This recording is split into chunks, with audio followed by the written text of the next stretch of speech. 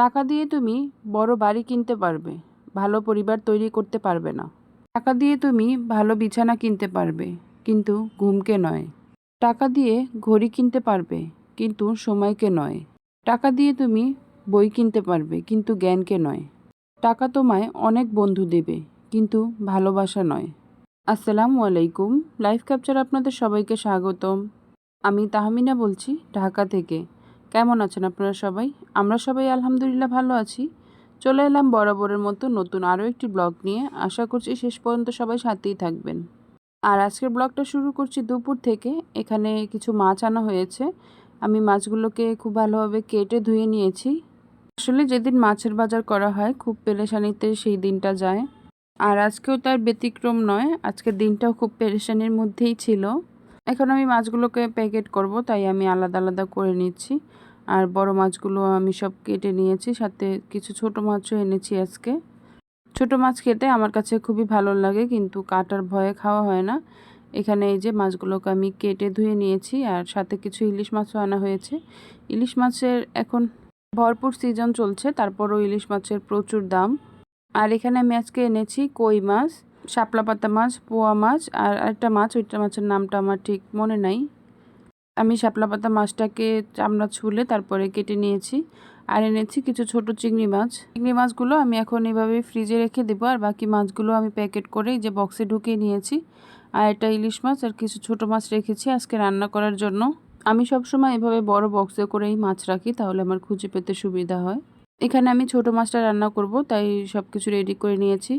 পেঁয়াজ, কাঁচামরিচ কুচি, একটা টমেটো আমি কেটে নিয়েছি।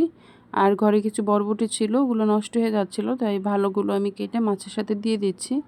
দিয়ে আমি আদা রসুন বাটা, লবণ, হলুদের গুঁড়ো আর মরিচের গুঁড়ো দিয়ে দিব। আর আমার হলুদ মরিচের ডিব্বাটা চুলার কাছেই রাখা ছিল, র্যাকের ভিতরে রাখা হয়নি। জান্নাত যেহেতু প্রচুর পরিমাণ লবণ খায়, তো সেই লবণ খেতে যেয়ে হলুদ, মরিচ আর লবণ সব একসাথে মিশিয়ে ফেলেছে। তাই আজকের হলুদ আর মরিচগুলো এরকম লবণ দেওয়া দেওয়া লাগছে। ভাগ্য ভালো যে ওর গায়ে মরিচের গুঁড়ো লাগেনি, তাহলে তো পুরোই অবস্থা খারাপ হয়ে যেত। আর এখন আমি সবগুলো চামচ দিয়ে মিশিয়ে নিচ্ছি একসাথে। আজকে আর হাত দিয়ে মাখছি না, কারণ অনেকগুলো মাছ কাটা হয়েছে আর আমার হাতের চামড়া এমনিতেই পাতলা।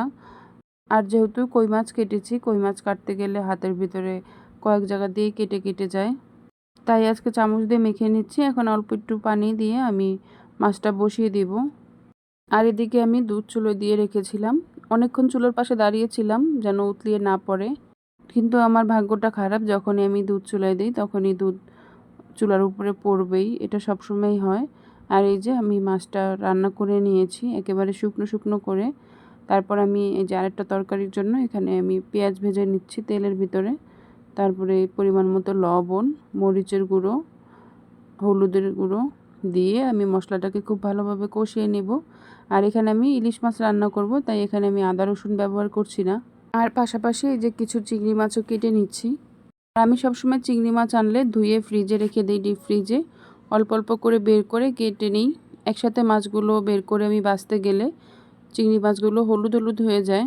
আর যখন মাছটার ভিতরে হালকা হালকা বরফ থাকে, তখন চিংড়ি মাছটা বাছতেও সুবিধা হয়, মাথাটা ছিঁড়ে যায় না। আর এখানে আমি মশলাটা কষিয়ে আমি এই যে মাছগুলোকে দিয়ে খুব ভালোভাবে কষিয়ে নিচ্ছি। আর পাশাপাশি ঘরেও ক্লিন করছি।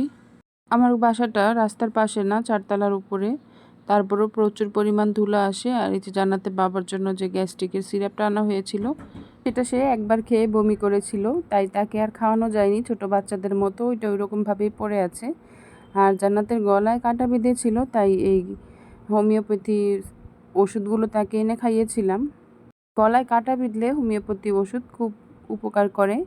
আমি গ্রামে যাওয়ার পরে এবার আমার গলায়ও কাঁটা বিঁধেছিল, খুব খারাপ অবস্থা হয়ে গিয়েছিল। তারপরে আমিও ভোলা সদরে গিয়ে হোমিওপ্যাথি ওষুধ খাওয়ার পরে আমার কাঁটাটাও নেমে গিয়েছে। আর আমার ড্রেসিং টেবিলটা খোলা থাকলেই আমার মেয়ে যা কিছু পারে সবগুলো বের করে খেলা শুরু করে দেয়। আর পুরো ঘরটা সে পুরো মাথায় উঠে, মনে হয় 10 মিনিট লাগে না তার পুরো ঘরটা নোংরা করতে। মনে হয় এই গুছিয়ে আমি যদি রান্নাঘরে যাই, তার চোখের পলকের সাথে সেই ঘরটা সে আবার আগের মতো করে ফেলে। ছোট মানুষ ঘরের ভিতরে সারাদিন থাকে, কি আর করবে, তার তো করার কিছু নাই, তাই সে আমাকে দিয়ে একটু কাজ করায় আর কি। আর তার খেলনাগুলো তো পুরো সারা ঘরে সব সময় থাকবেই। ভিডিওর এই পর্যায়ে এসে সেই পুরনো কথাটি আবারও বলে নিচ্ছি। আপনারা যারা এতক্ষণ যাবৎ ধৈর্য ধরে আমার ভিডিওটি দেখছেন কিন্তু একটি লাইক দেননি, প্লিজ একটি লাইক দিয়ে আমার ভিডিওটি দেখা কন্টিনিউ করুন।